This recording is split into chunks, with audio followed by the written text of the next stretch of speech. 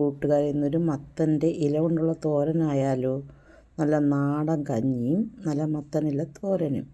ആവശ്യമായ സാധനങ്ങൾ.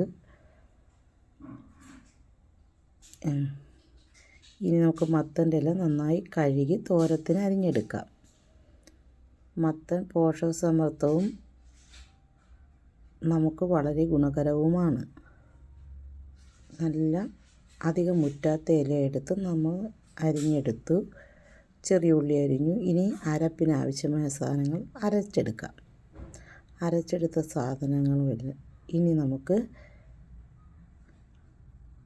കടുക് പൊട്ടിച്ച് അതിലേക്ക് അരിഞ്ഞു വെച്ച സാധനങ്ങൾ, അതിൽ അരിഞ്ഞു വെച്ച മത്തനിലയും ചെറിയ ഉള്ളിയും അതിലേക്ക് ഇട്ട് നമുക്ക് യോജിപ്പിച്ചെടുക്കാം.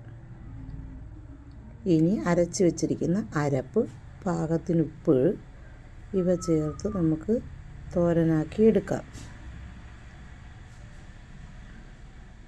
നമുക്ക് വേവുന്നതിന് ചെറുതീയിൽ ഉപ്പ് കുറവായതിനാൽ അല്പം കൂടി ഞാൻ ചേർത്തു. ഇനി അല്പം കൂടി നമുക്കിത്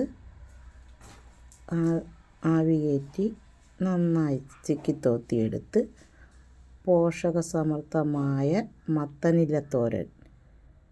മത്തനില ഇനി ആരും കളയരുതേ, നിങ്ങളും ഉണ്ടാക്കി നോക്കൂ. നല്ല